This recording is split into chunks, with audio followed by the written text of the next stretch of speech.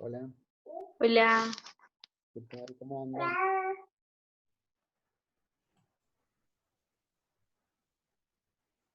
buen día. Buen día, ¿qué tal, chicas? ¿Cómo andan? ¿Todo bien? Con Buenísimo. sueño.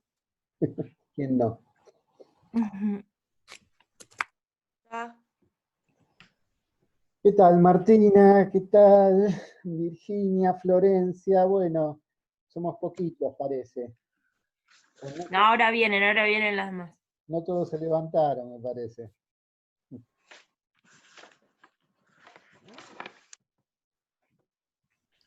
Chicas, voy avanzando un poquito. Vamos a hacer un trabajito para entregar antes que empiece el receso de vacaciones, ¿sí? Ujú. Es decir, nos van a quedar 2 o 3 clases aproximadamente. Eh, el Hola, trabajo buen día. que les voy a proponer va a ser un poquito de investigación. ¿Qué tal, Elizabeth? ¿Cómo andás? ¿Cómo va? Bien, vos, ustedes. Bueno, muy bien. El trabajo va a versar sobre la Escuela Normal de Paraná, ¿sí?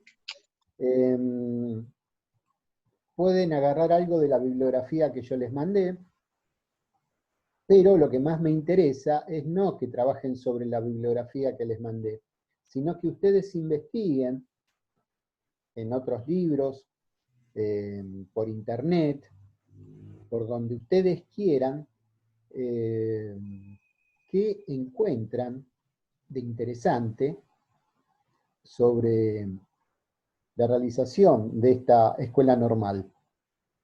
¿Quiénes fueron sus mentores? ¿Quiénes fueron sus primeros directores? ¿Qué es lo que se buscaba? ¿Cuál tenía que ser el perfil de las egresadas de estas escuelas?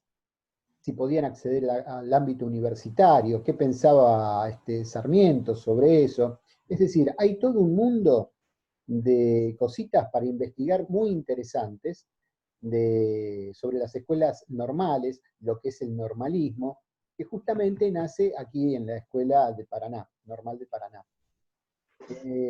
No quiero algo muy extenso, no vayan más de las 3 páginas, ¿sí?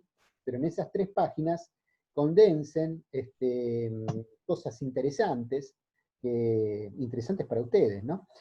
Que puede llegar a ser de mucho interés, y que les amplíe un poquito lo que ven en los libros generalmente, que es algo muy cortito, muy esquemático. Investiguen un poquito y me hacen 3 páginas sobre la Escuela Normal de Paraná, con ópticas diferentes a las que se ven en los libros. ¿Qué se ven en los libros? Se ve, bueno, fue creada tal año, esta instancia de tal persona que buscó su modelo en tal país, que trajo tanta cantidad de maestras para que empiece. Bueno, todo eso, no. Yo lo que quiero son datos de color interesantes que surgieron a partir de esa escuela. ¿Sí? ¿Para cuándo esto, Fernando? Vamos a tener, hoy estamos al día 3 para el 11. A ver, déjame ver un calendario. Hoy es 4. Hoy es 4. 4. Quiero ver cómo caen las clases que tenemos de aquí hasta el receso, porque el 18 es sábado, ahí ya entramos en receso. El 17 es, digamos, cuando se inicia. Pero déjame ver el calendario y ya te digo.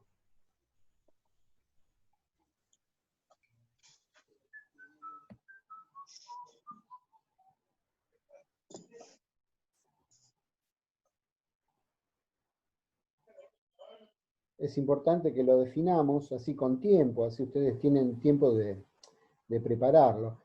Ya les digo, no quiero más de 3 hojitas, pero con datos interesantes, no una mera copia y pegue de los libros, no, eso no lo quiero. Para que, Opinión personal, algo por el estilo también puede ser. sí, sí, también tu visión personal o ya te digo, algo que te llame la atención. Va a ser un poquito un trabajo de investigación, si querés. Ujú. Hola. Hola, ¿qué tal? Bueno. Si se incorpora alguna más, avísenme, por si no me doy cuenta. Miren, las clases que tenemos de ahora en más caen el día 7, que es martes, ¿sí? Ya tenemos una clase más, el sábado 11 y el martes 14. Tenemos 3 clases, ¿sí?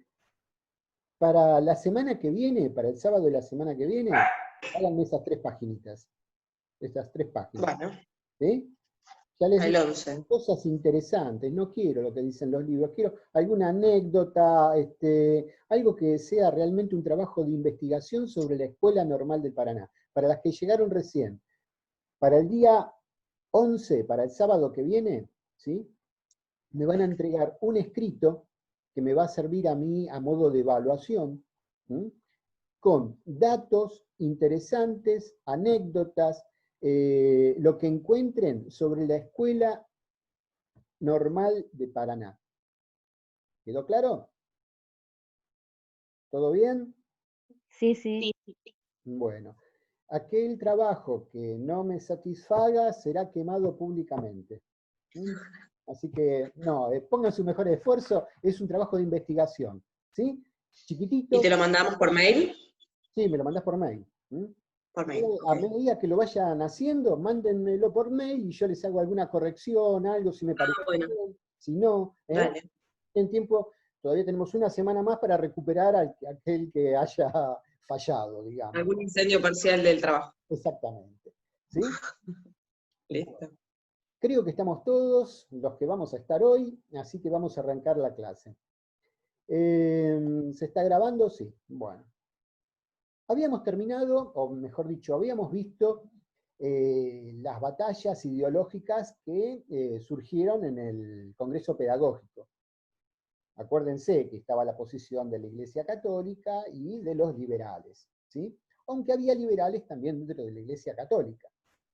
Ahora bien, acuérdense que la posición de los congresistas que avalaban a la Iglesia se basaban en las encíclicas papales.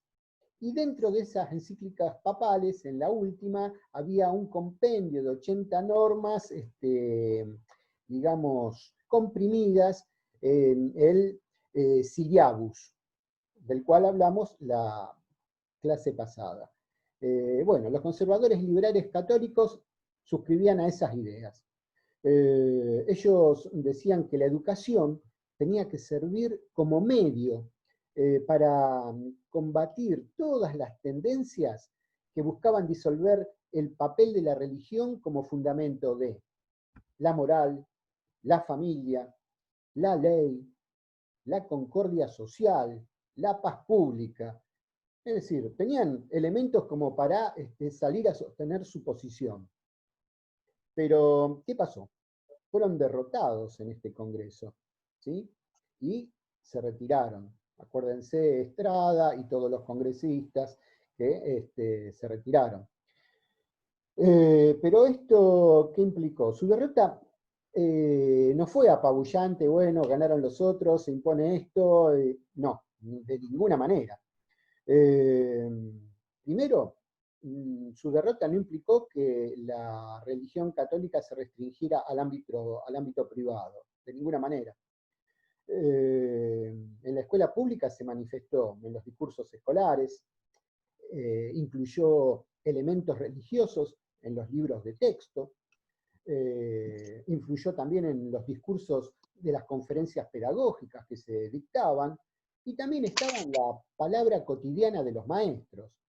Es decir, a partir de ser formalmente derrotados en el ámbito legal, esto no implicó de una manera inmediata que las escuelas, los maestros y todos los que comulgaban con esta idea dejaran sus ideas de lado para decir lo que decía, para implementar lo que decía el gobierno. Para nada. Siguieron con sus ideas y introdujeron dentro de la escuela pública este discurso. Este discurso se mantiene durante 100 años.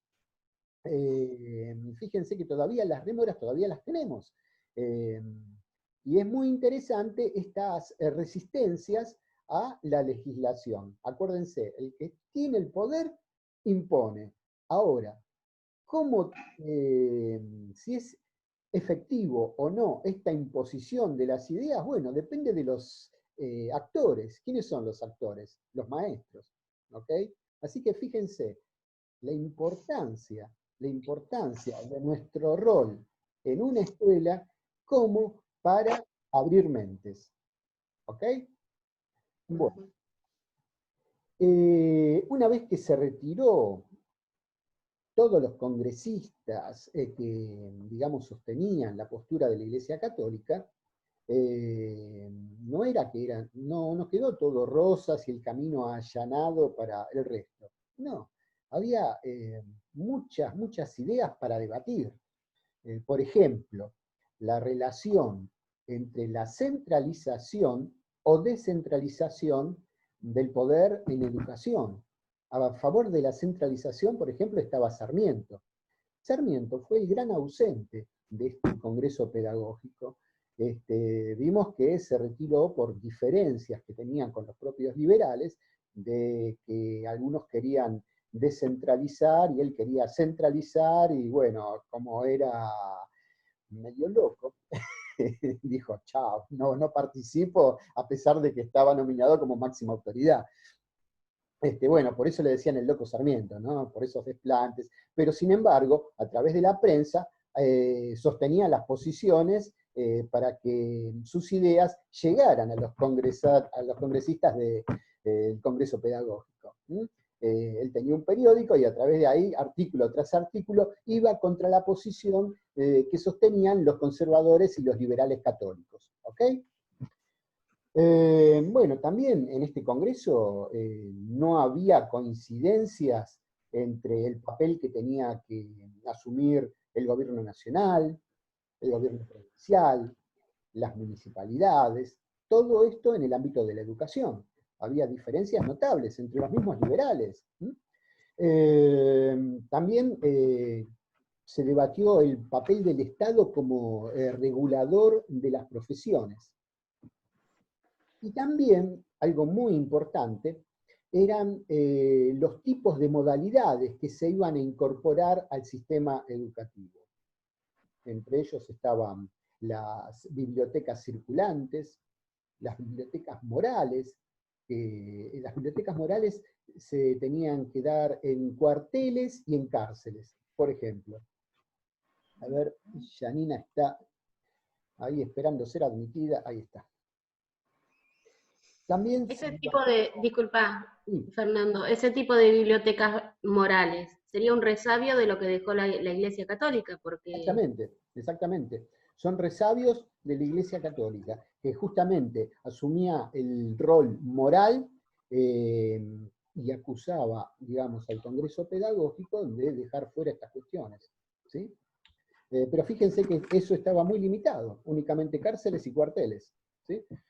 También se debatió cómo incorporar al sistema educativo los jardines de infantes, las salas de asilo, y también el rol de las conferencias pedagógicas, que antes eran muy en boga. También se debatieron otras cuestiones, como la salud y el mobiliario escolar. La salud, porque estábamos en una época en que el higienismo era algo, digamos, como algo muy candente, muy de moda, que tenía que imponerse en el país por las cuestiones de salubridad. Acuérdense que en esa época estuvo la fiebre amarilla, a partir de ahí se reorganizó todo el sistema de aguas públicas, el sistema cloacal y demás, ¿no? Que hasta ese momento era precario. Bueno, ahí se le dio gran impulso a la corriente higienista. Por eso se resalta el tema de la salud en este Congreso Pedagógico también. Y en cuanto al mobiliario escolar, ¿no? Porque también era muy diferente lo que podías encontrar en la zona de capital o provincia, o en las ciudades de las provincias, y en una escuelita del interior. Así que, bueno, también se debatió sobre eso. Otra cosa muy importante, que realmente fue clave, fue el modelo a seguir en educación. Si se seguía un centralismo porteño, ¿sí? con rastros del modelo de Rivadavia, y esto era propiciado por las élites y la clase dominante, o ir a un sistema de educación como el que admiraba Sarmiento, que era el tipo de educación según el modelo norteamericano. Bueno, por supuesto, grandes discusiones, defensores acérrimos de una teoría o de otra o de la otra, y era muy, muy difícil llegar a un consenso. Entonces, surge acá un congresista muy importante, Miguel Navarro Viola, ¿sí? Que él, a pesar de estar en el bando, digamos, conservador, no se había retirado con algunos congresistas católicos. ¿Me escuchan bien ustedes? Mazo, con alguna interferencia. Acá me aparece un cartel que dice su altavoz no funciona, bueno,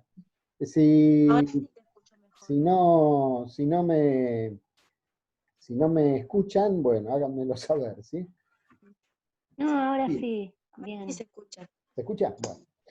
Miguel Navarro Viola era un congresista que, a pesar de ser un conservador, con ideas de catolicismo y demás, en estas cuestiones de centralismo y descentralismo trataba de llegar a una posición que no sea tan intransigente entre, por ejemplo, el pensamiento de Sarmiento y congresistas de provincia. Entonces, lo que él propone era crear un Consejo General de Educación. ¿Y cuál era la función de este Consejo General? Bueno, era un nexo entre el Consejo Nacional de Educación, bien centralista, los consejos provinciales, ¿sí? Y también el nexo con otras naciones, ¿sí? Estas eran las funciones de lo que él proponía como Consejo General de Educación. Fíjense que en cierta medida coincidía con Sarmiento. En lo que no coincidía es que Sarmiento decía que la educación tenía que ser laica, y él no, él sostenía que la educación no tenía que ser laica, sino que la religión tenía que ser la reserva moral de todo ciudadano o futuro ciudadano. ¿Sí? Ahora, vamos a los hechos. El estatismo centralizador y laico triunfó. La escuela sería neutral justamente para dar cabida al gran caudal inmigratorio europeo que había en ese momento. El problema del analfabetismo era muy grave, muy, muy grave. Únicamente un 25% estaba alfabetizado. Entonces se necesitaba tener a la mayor cantidad de gente alfabetizada. Por supuesto, con el inmigrante no podían hacer nada. El inmigrante venía, trabajaba, no estaba para educarse. Pero al hijo del inmigrante sí, y ahí se aplicó todo. Y fue muy exitoso, porque en el cabo de pocos años, del 25% alfabetizado, se pasó a un 75% alfabetizado. ¿Sí? También hay que recordar que la Argentina... ¿En cuántos años pasó eso? En 20 años, en 20, 15 años. ¿Sí? Fue un proceso muy rápido, si querés, para los estándares de la época. Imagínate que tengas el 75% de la población analfabeto y que en 15 años se revierta totalmente. Y te quede solamente una rémora de un 30% aproximadamente de analfabetos. Es en muy poco tiempo. ¿Sí? Para esto, bueno, se dieron una serie de condiciones y el Estado se puso las pilas para revertir esta situación. Ahora bien, la escuela era neutral, ¿sí? Se impuso la teoría de que no era para elites, sino que era realmente para todos, y que esto podía funcionar para que las clases sociales no fueran cerradas, sino que la gente que tuviera acceso a la educación podía pasar de clase en clase, ¿sí? Mejorando su estándar económico, por ejemplo.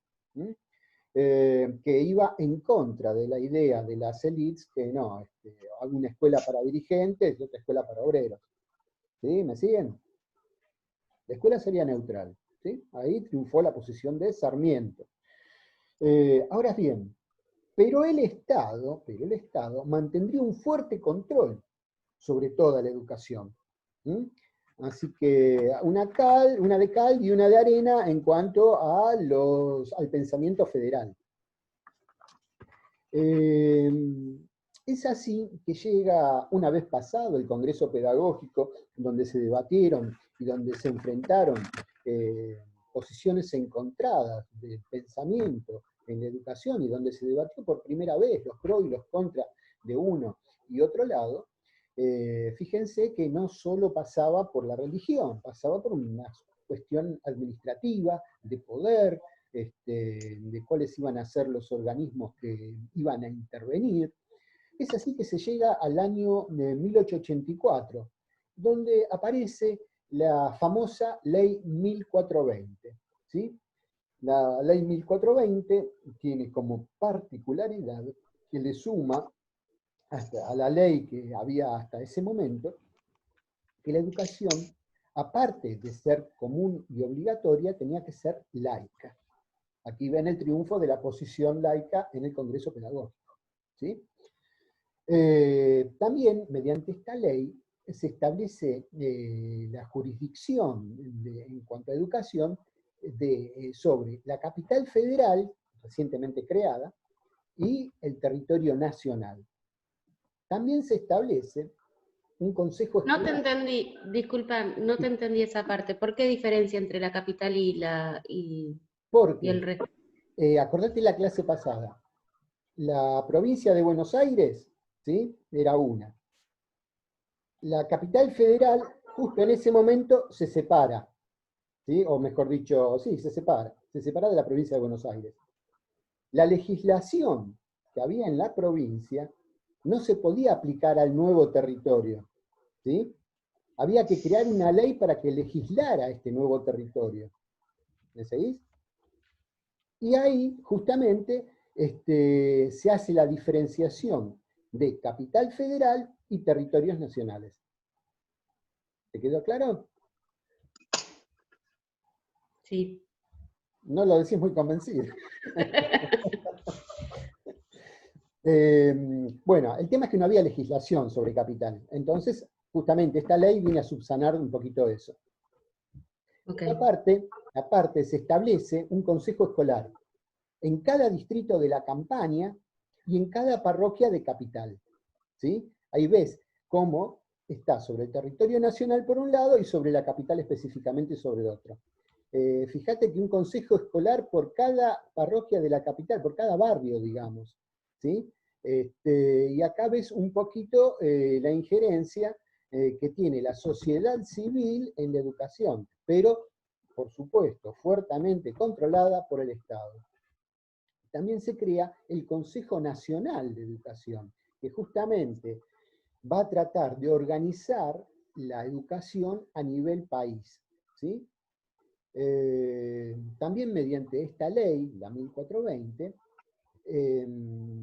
se subordina a la burocracia administrativa todos los puntos de poder en cada provincia, digamos, centralizados desde un poder central. Y para esto, el poder necesita una herramienta, un instrumento. ¿Y saben cuál es ese instrumento? La inspección. Yo cuando era chiquito me acuerdo que cuando llegaba la inspectora al colegio era toda una revolución. Sí. Portate bien, no hagas lío. Ese día teníamos que ser santitos todos. Fíjense, eso es una rémora del poder que tenía la inspección y que justamente el poder central se agarraba de eso para tener un férreo control sobre todo el sistema educativo. Muchos años después, cuando me di cuenta por qué despertaban esos temores la inspección, bueno, viene de acá. ¿Sí? También reconoce esta ley, la 1420, la importancia de las sociedades populares de la educación y también de las bibliotecas populares, como organismos complementarios de la instrucción pública. Es decir, no forman parte del sistema educativo, ¿sí? Pero sí lo complementan. Yo me acuerdo, por ejemplo, en el barrio de La Boca, la Sociedad Luz, que era una sociedad de tipo masónico, que era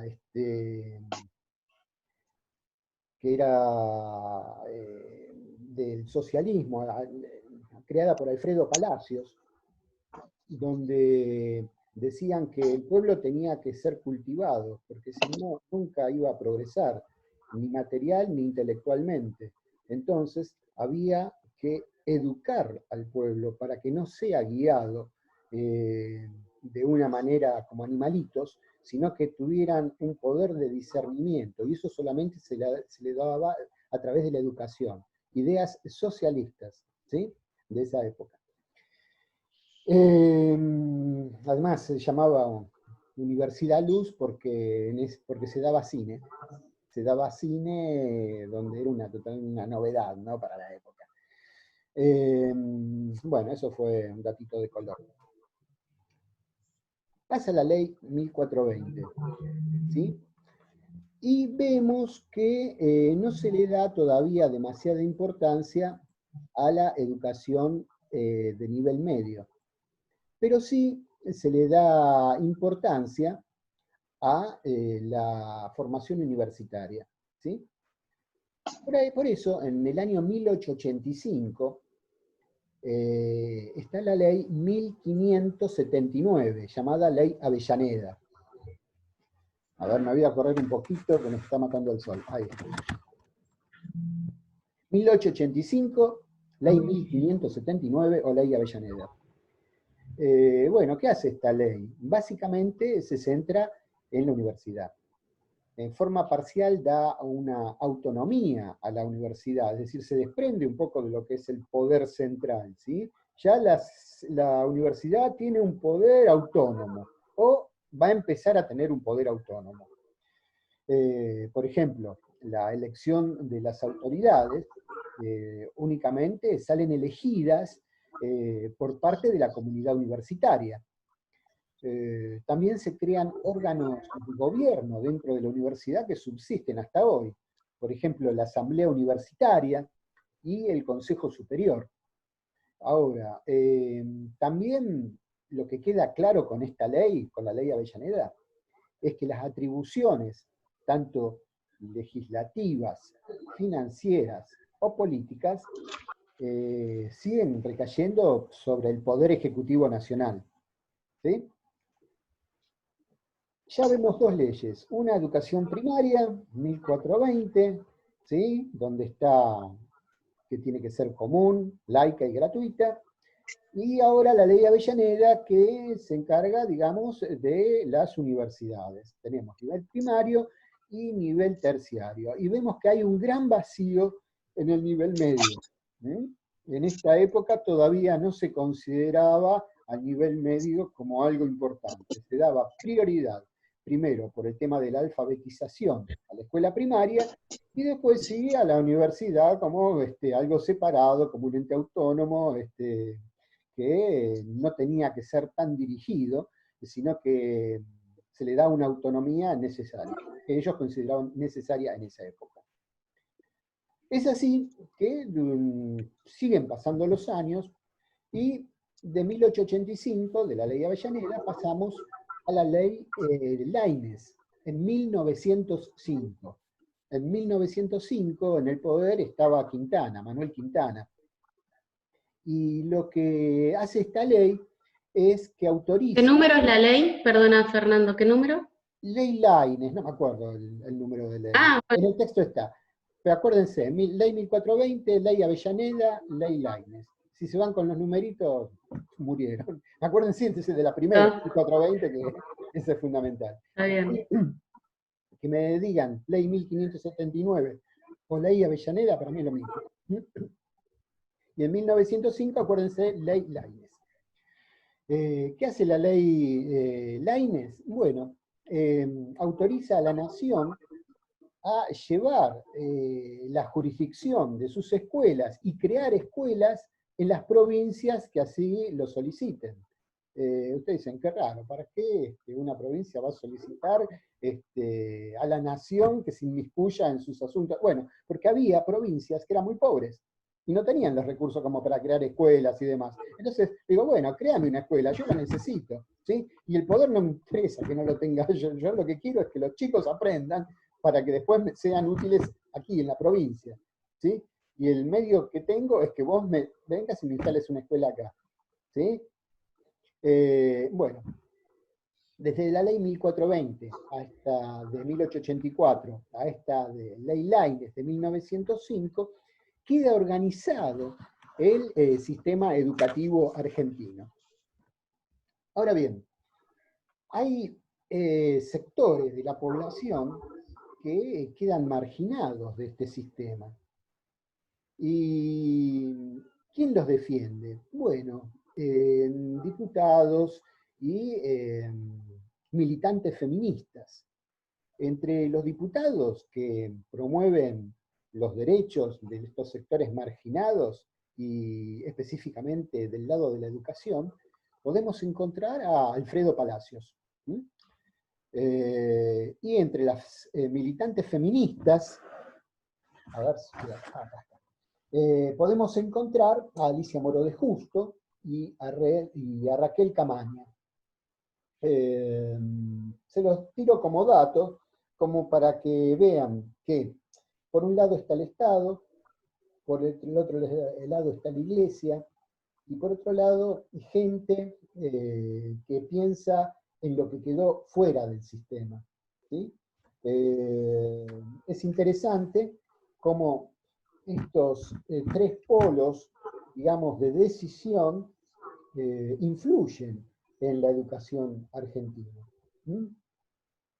¿Les quedó más o menos claro lo que fue el Congreso Pedagógico, lo que fueron estas tres leyes? Son importantes porque son fundantes en cuanto a la legislación argentina. Después vamos a ver otras leyes que también modifican en gran forma lo que es el sistema educativo. Pero tenemos que saber por qué surgieron estas leyes, a qué obedecían, cuáles fueron los debates que nos dan la actualidad educativa que tenemos hoy. Por ahora, basta, acá termina la clase.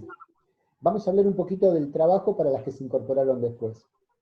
El trabajo que me van a presentar para el sábado que viene, a medida que lo vayan teniendo, me lo van mandando por mail, y que va a servir para evaluación, es un trabajo sobre la Escuela Normal de Paraná. Lo que yo quiero es no lo que dicen la mayoría de los libros, sino que investiguen un poquito ustedes cómo les surge la idea a Sarmiento, cuál es la movida que hace para atraer a las maestras, anécdotas de esas maestras cuando vienen a un país donde no conocen el idioma, la mayoría de ellas se tienen que poner a estudiarlo, cuáles son las impresiones. Para eso, googleen, ¿sí? Es un pequeño trabajo de investigación. Son 3 páginas nada más, ¿sí? Pero no quiero guitarra, quiero algo conciso, algo que realmente ustedes hayan encontrado y les haya parecido interesante para volcar en su escrito, que lo voy a someter, digamos, como una evaluación. Fecha de entrega, próximo sábado. Si lo tienen antes, me lo mandan. ¿Y por qué el sábado? Porque acuérdense que nos quedan 3 clases más, o 2 clases más. Si alguien falla, ¿sí? Bueno, va a tener tiempo de recomponerlo. Yo les digo, para mí la nota es algo secundario, no sé si va a haber notas en este año, o se va a optar por un sistema de aprobado o no aprobado, pero ustedes saben cuál es mi postura, la nota es algo anecdótico, lo que realmente quiero es que les quede algo, no que se olviden de todo una vez que pasó el examen, ¿sí? Y este trabajito de investigación apunta un poquito a eso. Yo sé que muchas cosas que les digo se las van a olvidar, obviamente, pero aquello que ustedes investigaron, quizá les quede y les sirva. ¿Sí? Así que, bueno, Gisela, podés seguir durmiendo, que te está con los ojitos así. Y vamos a encontrarnos en la próxima clase. ¿Ok? Tengo los Fernando. ojos re hinchados. ¿Cómo? Fernando, ¿podés pasar las consignas así o le avisamos nosotras a las chicas? Las voy a poner en el grupo de WhatsApp, así les llega a todas. Y recuerden, traten de entregarlo en la semana o el 11, así si hay alguna cosa que corregir, la corregimos y podemos seguir adelante bien. ¿Ok? Ok. Bueno, Ok. chao chicas. Buen fin de. Buen fin de. Descansen. Chao. Chao, chao.